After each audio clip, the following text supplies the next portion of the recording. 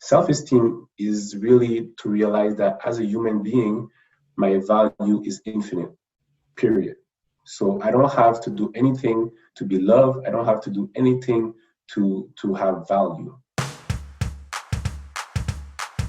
Hey, I'm Ronja Sakata, founder of the Joy Academy and Queen of Joy. That's how my friends call me. It's so important to me that my life is full of joy and that I enjoy every moment because I know how fast it could be over. We can do so many things to bring joy in our lives, to create joy, and that's what this podcast is all about. I talk with people and they tell me how they bring joy to their everyday life and how they create a life full of joy. So let's dive right in, and please tell me after the episode what your takeaway is from this talk. Welcome to the episode with David Saint-Pierre. Do I say it correctly, or do you say David? Right accent, Saint-Pierre. Saint-Pierre. I had to learn French in school. I'm not good at it, but Switzerland has French as a language in the country too, you know. So David, welcome. Thank you so much for your time and energy. And please introduce yourself. Who are you? What are you doing? And what brings joy? Or how do you create joy in your everyday life? That's what I'm so interested in. And just go ahead and talk about you and what you're passionate about. Well, first of all, thanks for having me. I'm really excited to be here with you and share my story. So the best way to get to know me is actually to tell you a little bit about how I grew up and how I do what I do now. So when I was 8 years old, I had the dream of becoming an architect. I always thought my father would be so proud of me if I became an architect. My father and I, from 8 to 16, we would work together in his construction business, and we would do some renovation for clients, like repairing fences, up to repairing a whole apartment, a whole house. So working with him from 8 to 16, I learned everything about construction, all the technical and very practical side of construction. So that led me to try to go to architecture school, but I ended up being refused. And after that, I found a job as a project manager in a school board, and I learned a lot about like project management. And it was okay for me because I was 19 years old and I was making like $45,000 a year. So I was happy. I was living at my parents' house at the time, and I had all my free time to hang out with friends, party. And after a few years, I was a little sad because I wanted to reconnect with my childhood dream of becoming an architect. And I went to design school so I can do my master's in architecture after.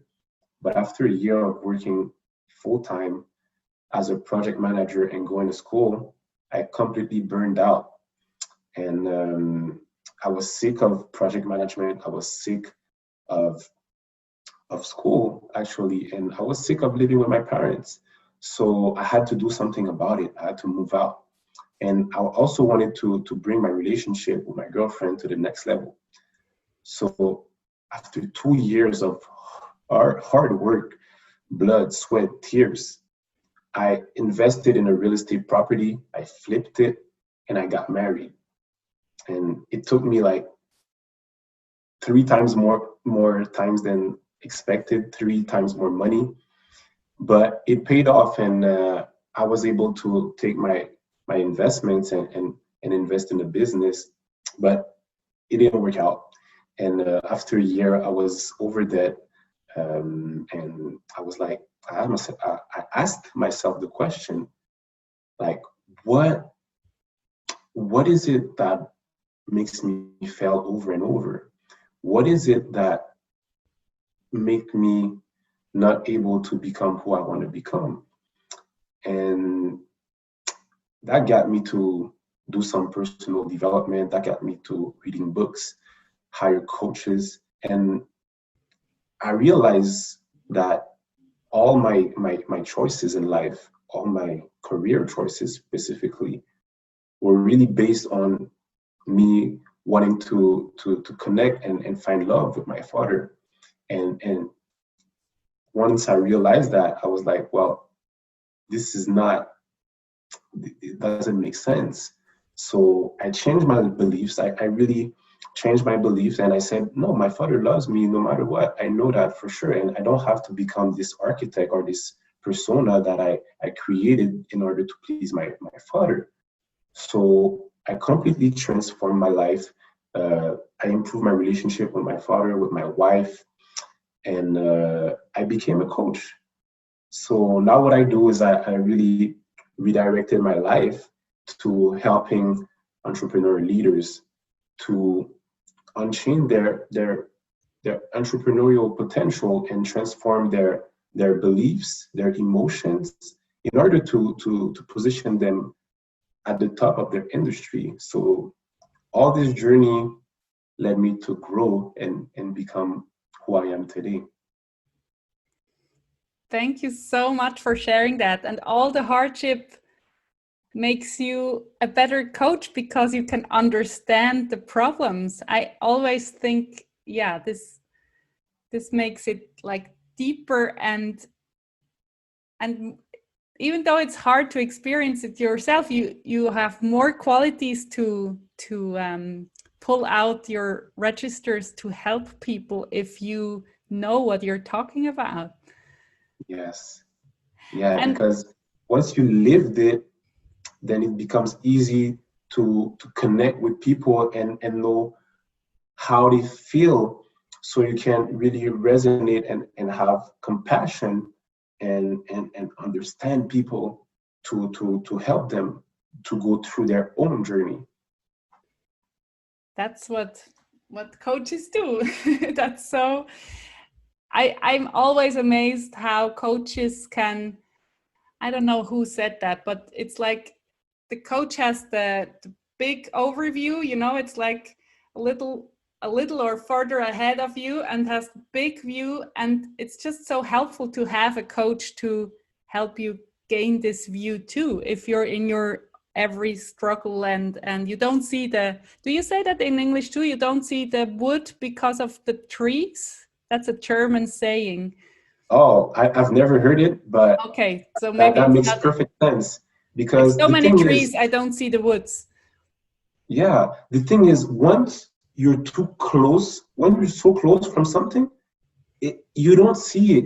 And sometimes I learned that most people, they're like, they're blinded by something that is right here in their faces, and they can't, it's so close.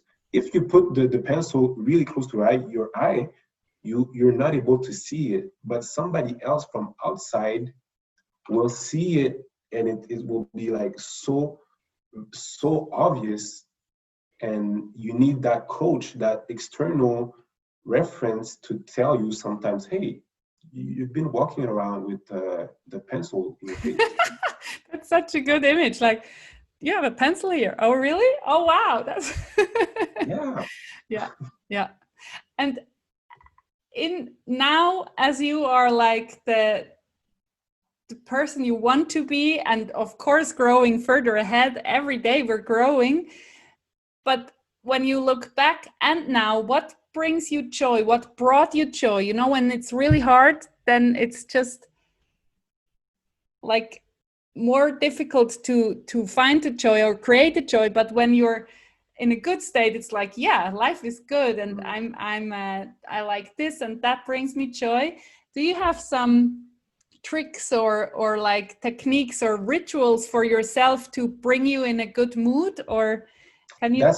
That's a great question, because that's something that at a certain time of my life was really hard, because I was raised, I have a background of Haitian descent. So my father and my mother, they came from Haiti, and they moved to Canada, where I'm living right now.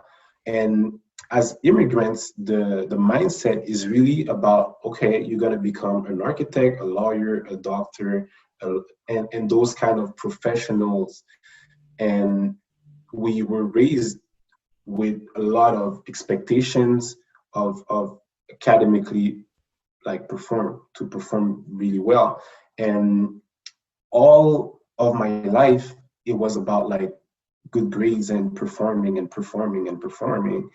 And I didn't know what else would bring me joy than having, you know, those good grades, so my parents would be proud of me.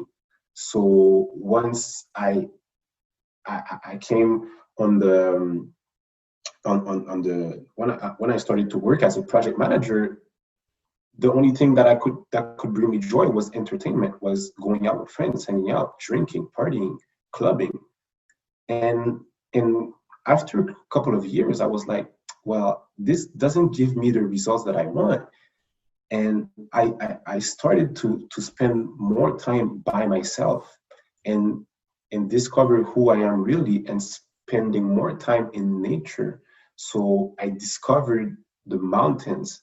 I discovered the Western Canada. I went to the Rockies, and this is where I feel good. When I connect with nature, when I connect with like mountains, trees, forests, the ocean, I feel so good. I feel like I'm in peace. And that brings me joy, just to be able to connect with nature. Yeah. Yeah, I can totally relate. You know, we have mountains in Switzerland too. We don't have an ocean, so I'm like the mountain girl, but I think the mountains and the ocean, the energy is not the same, but it's like, whoa, so much power, so much also wisdom. And yeah, I can so relate to you that. And clubbing is now like over, because I love to go to parties when I was a student, and now it's like sometimes I really enjoy it, and thank you very much until 6 a.m. But I don't need it every week 3 times. You know, when I was 20 or 21 or whatever, it was like Thursday, Friday, Saturday, we had to go out. Otherwise you're like, am I boring now? Am I too old now? Or Yeah. it was kind of a stress. Do you enjoy clubbing now too, or is it like that's over? No, that's completely over. Because with my lifestyle right now, it's really hard for me to stay awake after like 10 p.m. Okay. Honestly, I wake up super early in order to get done a lot of stuff. I found out that when I wake up at 4 a.m., this is when I get the most things done in the day. So I cannot go to bed. Sometimes I'll go to bed like at 11 or 12, but that's my maximum. When I go past that, I just don't feel right, and it takes me a whole week to recover. It's And like I jet just feel lag. like, yeah, it's like if I was jet lagged, and I feel like I've done it in the past, I've done it younger, and I wish I was aware at the time that I could have used my time better, because I mean, it was fun, we had good times, but the place I am right now would be so much different, I think. Or maybe not. We never know. You know, I don't regret the past. It made me where I am today. It made me who I am today. And I just don't feel like it's part of my life anymore. I like parties. I like to hang out with friends, and I like day parties. I like to go to the beach and do barbecues, and I like to, you know, have friends for dinner, go to a friend's house for dinner. But I don't need to go like all out like I used to do, like from 12 to like 3, 4 a.m. I don't need that anymore. I think it's such a nice feeling to know that, you know, like I don't need that anymore. That's check. That's done. And I always say I love to get up at 4:44. I know I love these 3 number Okay. digits, but I didn't do it for a long time, and I'm just too lazy to get up at 4:44, and I need to go to bed at 9 or even earlier. I love that you do that.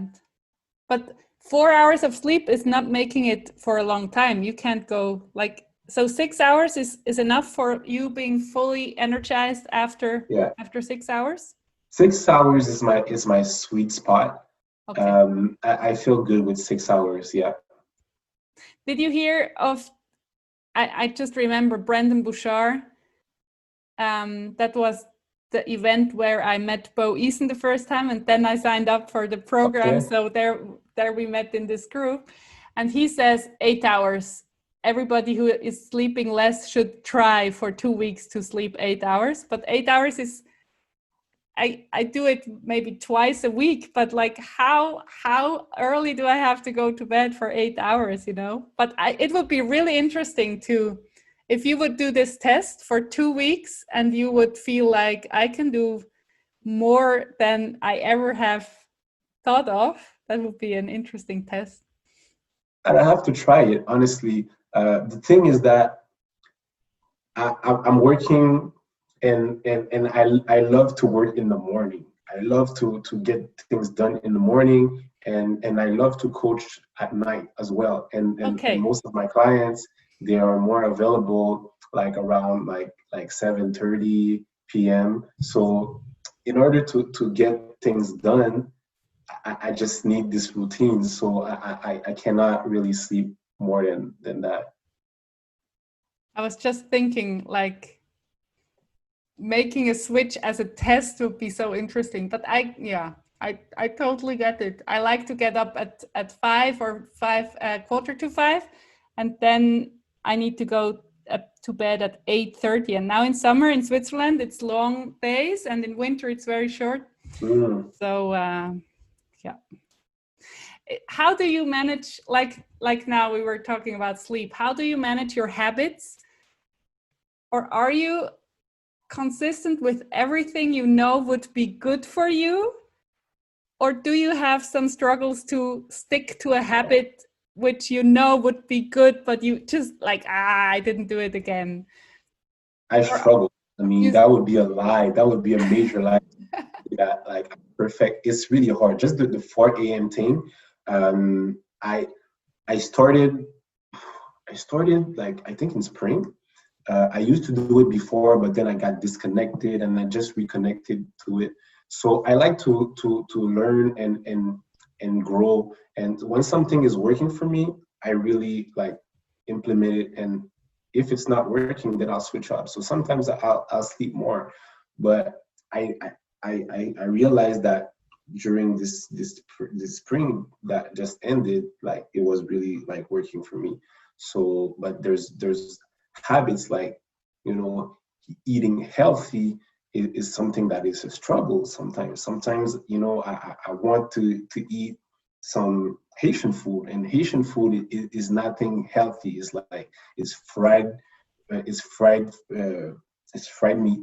It's a lot of fat, and it's a lot of like carbs, the rice and beans, and not too much vegetables. Or if there's vegetables, there's no much nutrient left in them because it's either fried or it's boiled for a lot of time. So, but the feeling, it's so good. It makes me connect with like my family, my ancestors. So sometimes I have to go a little bit outside of my regular diet because it makes me feel good. But isn't that like, it makes you feel good? So the feeling good is more important than the healthiness, and the feel good will win. That's my thoughts about eating. If you really enjoy this chocolate mousse dessert and you don't feel guilty, it's not such a problem. If you feel like guilty, that would be more a problem for your mind than just enjoying it to the max. Yeah, so we have to be aware of that. And I know that, you know, sometimes it's going to be Haitian food, and other times it's going to be a piece of cake. And I know that maybe it's because I'm feeling some type of way about something, and I want that little connection to sugar, and I know why I'm attracted to this piece of cake.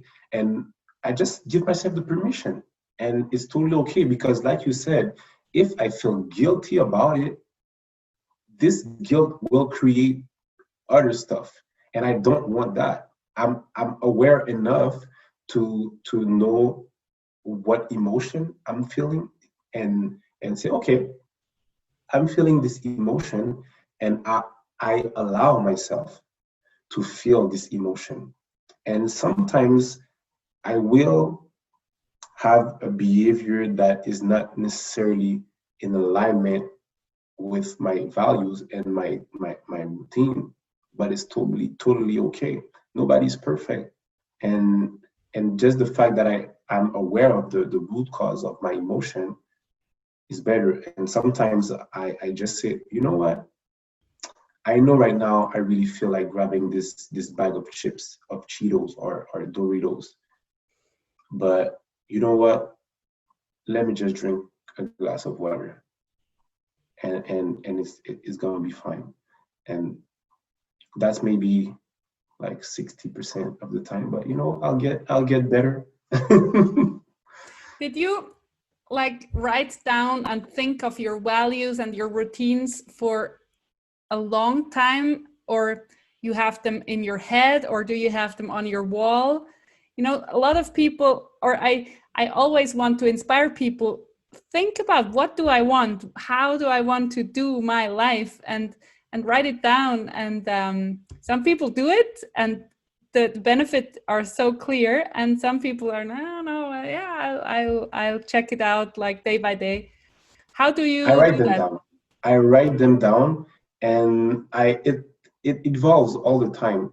So I mean, I've started to do that 3 years ago. So now I'm more aware of my values, and I'm more aware of what I want in my life, and writing them down, and to live by this, like these rules and this code, just make me feels better. And it constantly changes. Like sometimes I'm just like, okay, this was serving me maybe like a few months ago, but now it's not serving me. So I need to change it. And I feel like through writing, it gets like more in me. And meditation is a good thing as well. So when I have like beliefs that I want to reinforce, I will just meditate on that belief, and I will also do movements like yoga or even working out, and reinforce that belief. So now it becomes like a second nature. So I have little rituals that I do right now to support that. How do you meditate on a belief? That sounds super interesting. So the belief that really changed my life and how I view things is that my value is infinite, regardless of what I can do, what people think about me. This completely changed my life, because I used to attach my value to my skills, my abilities to get good grades, my abilities to be a good project manager, my abilities to connect with people, to be a people pleaser. But now I disconnected that from me. So my belief is that self-esteem is one thing, and confidence is another thing. And self-esteem is really to realize that as a human being, my value is infinite, period. So I don't have to do anything to be loved. I don't have to do anything to have value. And confidence is something that is built over the time. So I might be very skilled to cook. I might be very skilled to run. However, I might be terrible as a writer. I might be terrible. I might be terrible at I don't know, a certain sport. But it doesn't make me less important. It doesn't make me less valuable. And just to meditate on that in the morning and just be by myself and just say that my value is infinite. My value is infinite, and just keep that thought in my head, in my brain for 5-10 minutes. That gives me like really power. That's so beautiful. I really feel it. Like it's so expansive, like infinite also in volume. Like it's around you. It's a quality of air around you when you really believe it yourself. And that's wow. So you just repeat it as long as you like it, or you set a timer to know now it's 10 minutes. The way I do it is I set a timer. I set a timer for like 5 minutes and just reinforce and have a little routine that is like, I use the Calm Meditation app, and just there's every 5 minutes you can do a little like notification or a little bell, and so I do like 5 minutes of breathing, 5 minutes of like reinforcing that belief, and that gives me the edge. How fast did you feel the difference? Like, you know, when our listeners are now listening, like, oh, I could try that. What should I say? And how long does it take until I see results? Can you say something for that? Well, it depends, because everybody's different. And the thing with meditation and yoga and practices like that is that you have to set intentions for your practice without any expectations. So you will be off probably like a lot of times. So when you have this thought in your mind, you will have other thoughts that come, and different. It depends where you are in your life. You'll have different thoughts, but if you're able to refocus your thoughts on my value is infinite, then it will reinforce better. And sometimes, like, okay, maybe you're thinking about your weekend, or maybe you're thinking about your insecurities, or maybe you're thinking about a lot of things, but it's like, okay, no, you know what? It's okay. I allow myself to have those thoughts, and I will bring them back to either my breath, or I will either bring back these thoughts of I am infinite. My value is infinite. And it might take you couple of days, it might take you a couple of months to reinforce this belief, but it depends.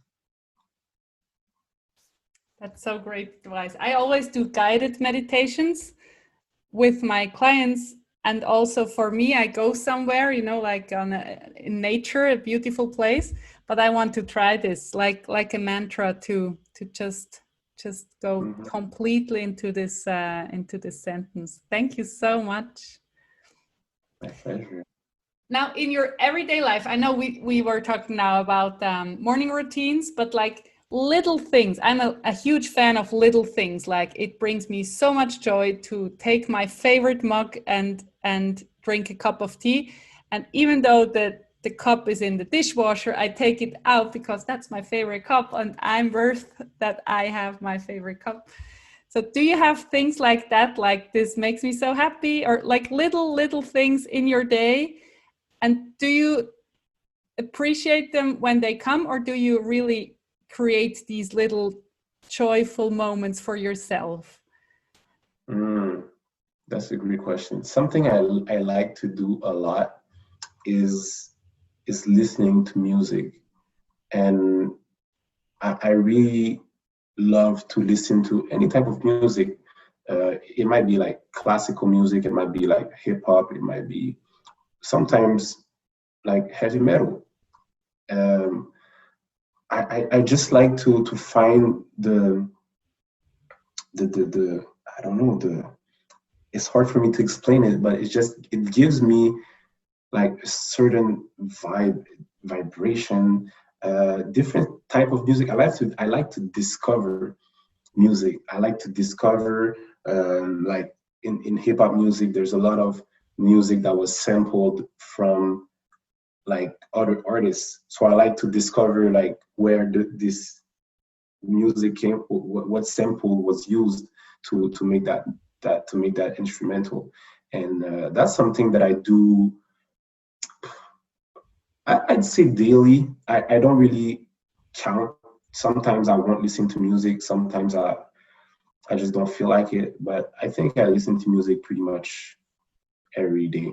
Or I don't think I'll make like 3 days without listening to music, except if I'm in a retreat or something like that. But music is really something that is part of my life, and I just enjoy doing it. Yes, even though I feel like certain type of emotion, that I always connect to music. So you really design the soundtrack you want to listen to, or is it you have a playlist and everything on there you like, or are you listening while you are working, or you're listening to music and that's what you do now? That's so different. That's different, yes, and it depends. So sometimes I might be working and I'll just listen to some channels that I have on YouTube or on Spotify, or just certain albums that that okay, I want to hear this type of music because I need focus, I need concentration, or just explore. Sometimes it will be maybe on a Friday night where I'm like, oh, you know what? I'm gonna take like time off and just discover music and really listen to music for maybe 30 minutes, an hour. Sometimes I like to watch concerts on YouTube and just put them on the TV and watch concerts. So I give myself like maybe an hour and watch the concert and really feel the music. And sometimes I'll be dancing around in my living room and it feels good.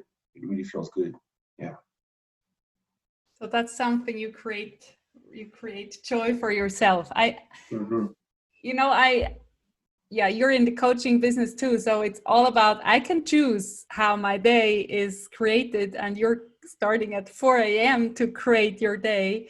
So I like to inspire people to do little joyful, it's like a little glitter on, it doesn't depend if this day is boring or super normal. Mm-hmm. You can do little things for yourself. And that's my most favorite, most simple exercise. Write down 100 things which bring you joy. Mm. And some people go through all the seasons. If you have 4 seasons where you live, and you, as you like the mountains, like walking on the icy edges of snow when it's this sound underneath your shoes. Just writing that down, like, oh, and I'm like a little child when it's frozen here, I always look where I can have this crunchy sound that makes me so happy and smile. So little things, really little things. It doesn't have to cost money. And other people can tell you, yeah, come on, now we have to go there. And say, no, I have it right over there. There is a crunchy patch. So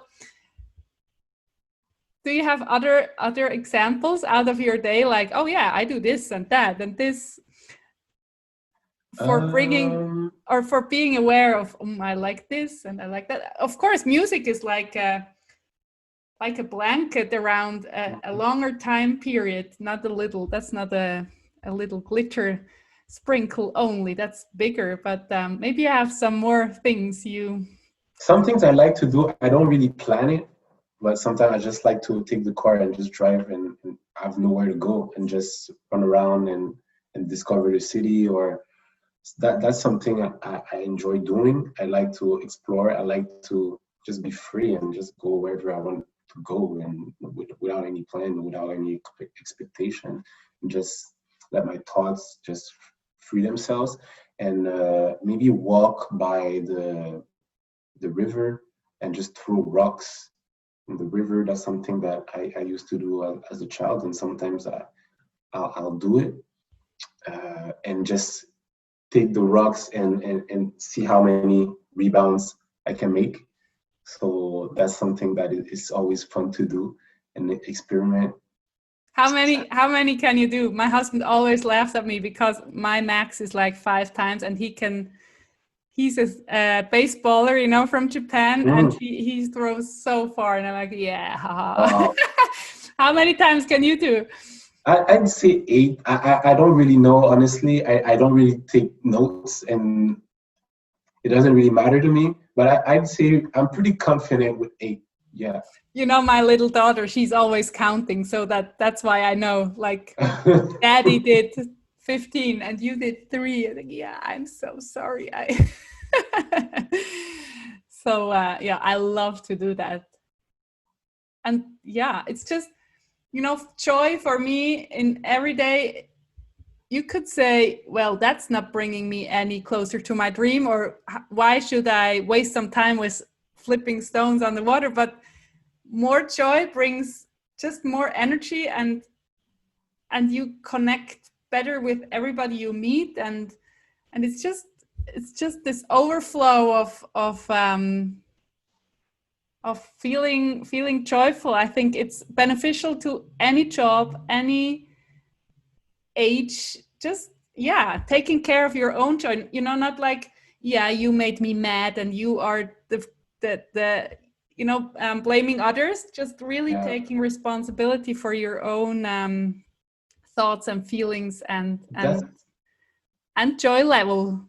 And that's a huge thing, because a lot of people are not aware that they have the power to control what brings them joy, and they have the opportunity, they have the potential to really do little actions to bring them joy, and not put that responsibility on somebody else to bring joy in their life. But you, by yourself, you do something that brings you joy, and that's a game changer once you realize that, because you realize that as a human being, you're really in control of it. Might be some thoughts. Sometimes you might just think about something that brings you joy, or it might be just a little small action, like you just said, like just like you said, just walking on the ice and hearing this little sound.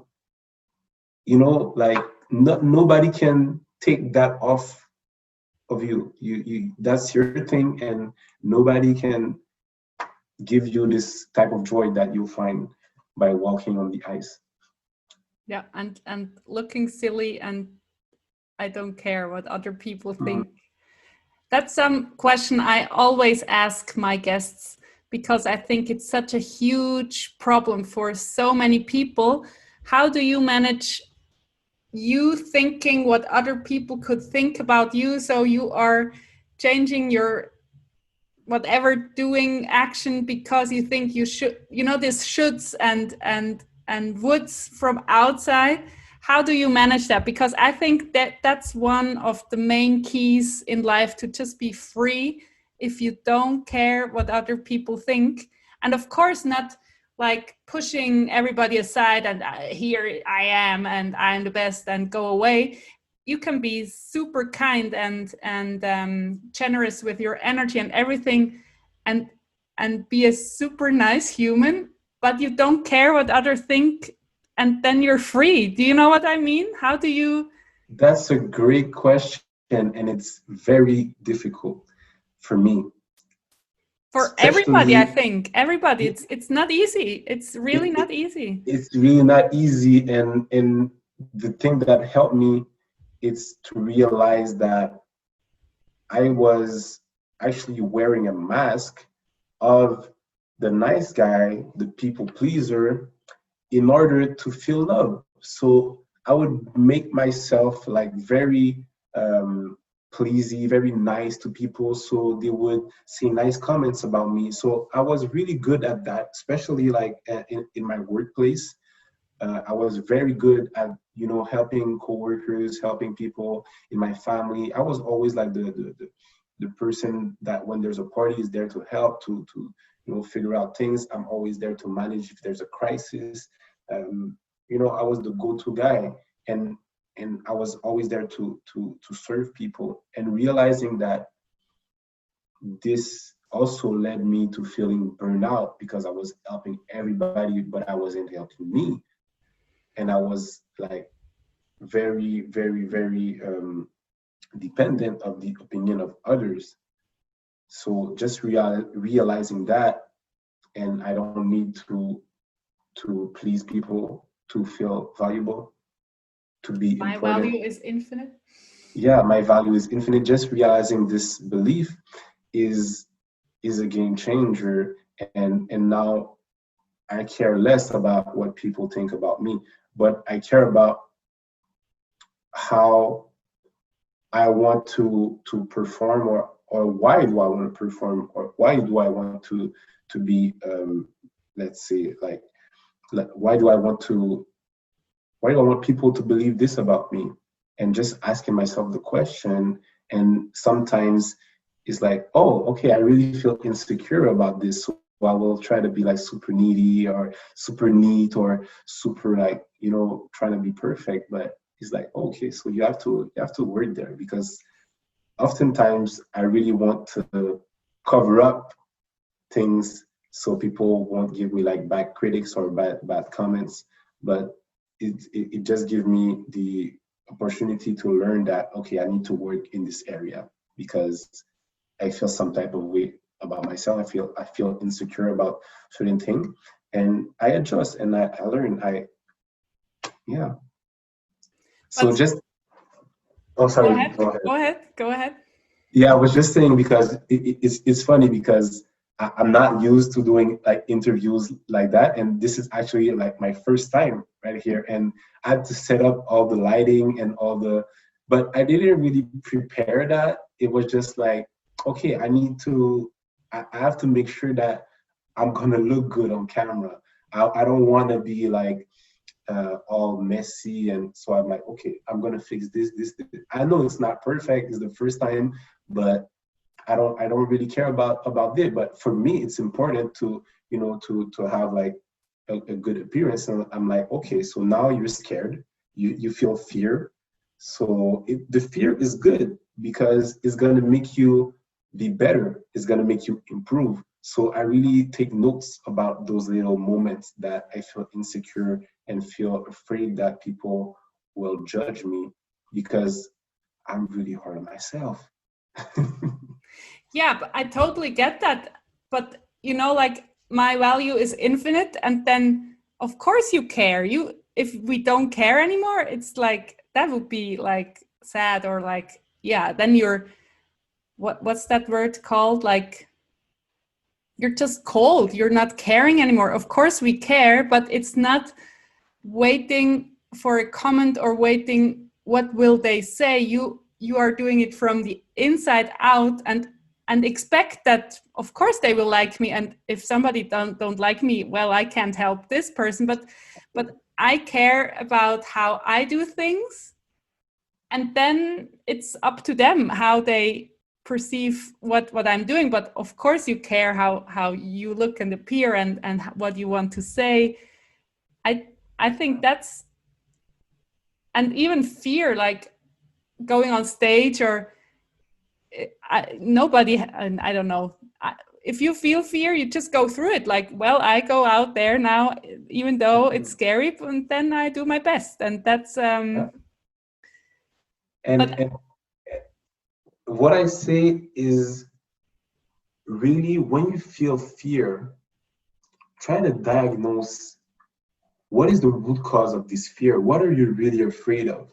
And once you identify what you're afraid of, you can learn from this fear, and you can decide that, okay, is this fear is gonna be helpful or not? So if this fear is helpful, it's a good thing that I feel it. It's a good thing that I identify like what I will do next to make it different. So it's very good to take those little events or fears or things that happen, and put them at your service, because it will make you grow. Yeah. Yeah, and think about, and as you said, writing. I love writing. I love journaling. Like, what is it now with what makes me uncomfortable, or why do I act like this or that? But it's for a lot of people, like sitting down with a journal and a pen is like so scary. Like, no. I go and distract myself. So you would be an advocate. What's how do you say that correctly? Advocate. Advocate, like for journaling, like do journaling, try it, and use this tool, because it's. I always say the wisdom of the whole universe is inside of you. You have to find out what you want and what you think, and as you said, explore fears. I think exploring fears and thoughts is like next level journaling. You know, that's like in the game in Super Mario level 5. That's let's go basic first and just write down like what do I want for journaling beginners. But if you are ready for journaling about fears and insecurities, that's just so valuable, because yeah. And would you say like hire a coach, hire me to find out what your fears are, or what is your ideal client? Like which people who shall book you as a coach if they're listening and they're like, wow, David is so cool, I want him as my coach. But maybe you have some specific ideal clients you would like to serve. We talk a lot about fear. We've talked a lot about fear. So my ideal client is the full-time professional that has the desire to become an entrepreneur, has or wants to start a side hustle, but he's afraid. Okay. He is scared that it's gonna bring a lot of insecurities.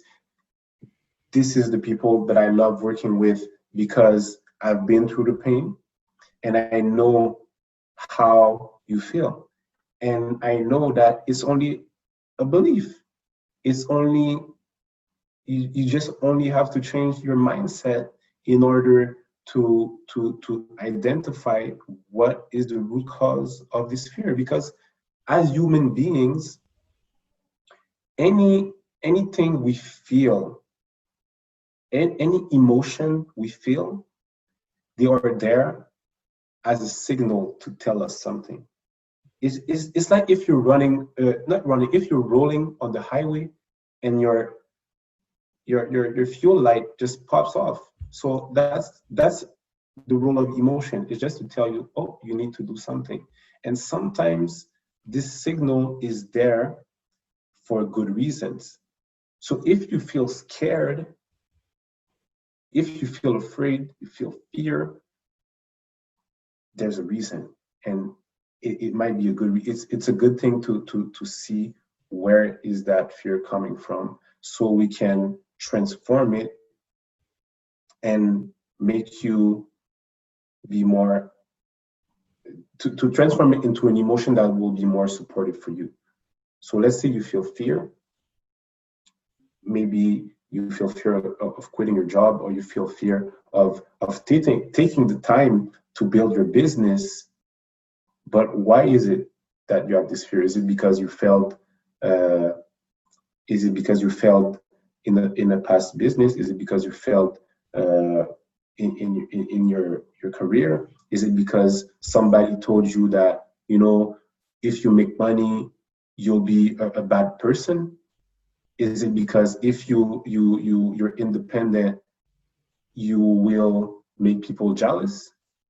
Is it, you have to know those things, because as an entrepreneur, it's very, very, very easy to be afraid. And if you're not afraid, honestly, I there's a problem. You need to have this fear, because this fear is telling you a lot of positive message. Maybe you have a little insecurity that you need to address. Maybe you need to build confidence. So this fear will be there, but it won't be as impactful. So something that we practice a lot as coaches is the art of asking question, the art of communicating. So that's something that was very, very scary for me to speak publicly. That I was afraid of that. And because I was afraid, and because I diagnosed where that fear came from, I was able to get some coaching. I was able to improve. So this fear is good. So when I'm now thinking about starting my own business, but I think, no, come on, I can't do that because of all the reasons you were talking about, or something I don't even know. And then how do you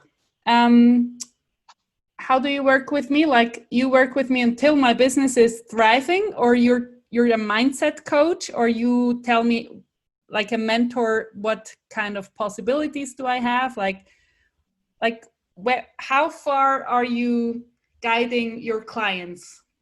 So what I do is I like to lead my client. I like to be there for them for 6 months. Okay. Because I think that to change, you need at least 6 months to learn, grow, adjust. And after that 6 months, you'll be able to be on your own. But I think that everybody needs to have a coach all the time. You need to be coached all the time. But I think that for 6 months, you can have like a good startup. And then after that, maybe be on your own. So, and I'm not responsible for the client's results. So the client will make, I'm really not. And as a coach, the only thing that I do is that I allow this little, let's take the image that there's water, okay, in a pot.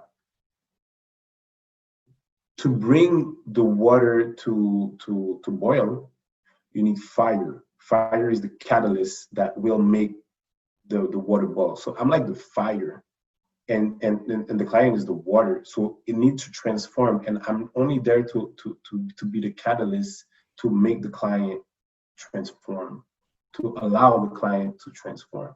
But really, like he has everything inside of him, but just need that little extra heat to push him to move, to take action, and that's it. So, and what I do for me is I work within like 3 months, 3 month sequences. So every quarter I craft my goals, and I adjust the whole quarter what I'm going to do. So that's how I work with my clients. And right now my next goal is actually to create a short film, and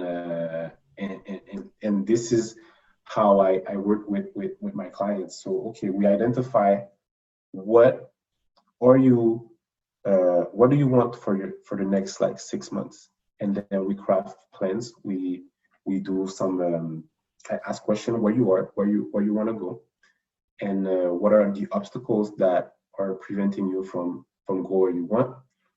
What are the resources that you might need for your specific goal? What are the steps? What are the milestones? And we lay out like a 6-month plan, and then we diagnose emotions that come in, beliefs that you need to transform, that are preventing you from going forward. So that's what I do in my one-on-one program. So cool. How can people find you? So the best way to connect with me is to go to apogiacoaching.com, and from there you can see what I do and how I can assist you. And also I have this YouTube channel where you will be able to see my short film actually. So go ahead on YouTube and go on Apogia Coaching channel, and you'll find my content there. We will put all the links wherever, like in the show notes and beneath this video, so people just can click and don't have to search for you, that they reach you within one click. That's so great. I like the 6 month is like you can achieve so much in half a year, or it just goes by like this and like, oh, I didn't do anything. And with a coach, it's just a catalyst for so much growth and change. Mm-hmm. And yeah, so you are always investing in a coach yourself too. Yes. Yeah, me too. It's just like going forward. And mm-hmm. And how is it after 6 months when I think, no, I don't want David to leave me, so I could book another 6 months, or you are like, no, 6 months and then go ahead to somebody else? We do another 6 months, or we do like some just single sessions. So if you need me for specific sessions, so I will coach you for just 1 time or 2 times. It depends on the demand. But I really like the 6 months or at least 3 months, because you can set a good goal and daily work towards it, because nothing happens like within a day. So transformation will take time, and it needs like somebody to coach you. So let's say you're an athlete. I don't know any athlete like Olympic or whatever, NBA or NFL or Major League or soccer or any type of athlete. They always have a coach, and they're the best in the world. But you know what? They're still being coached, because you need somebody to see the pencil sometimes that you is there. Yeah. You need somebody to help you to identify craft plans, and as human beings, you know, we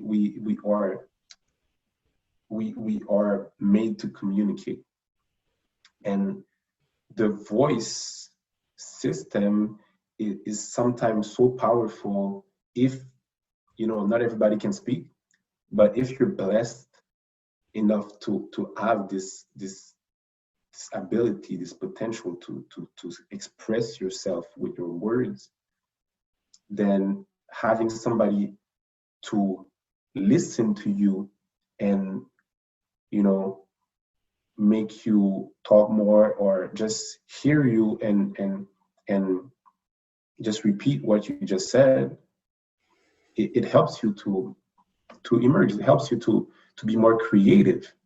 So that's the power of a coach. The power of a coach is really somebody that is there to listen to you, because most people don't have anybody to listen, don't have somebody that is qualified to listen, that is trained to listen. And as a coach, that's what we do. We listen to people. We're not here to give advice.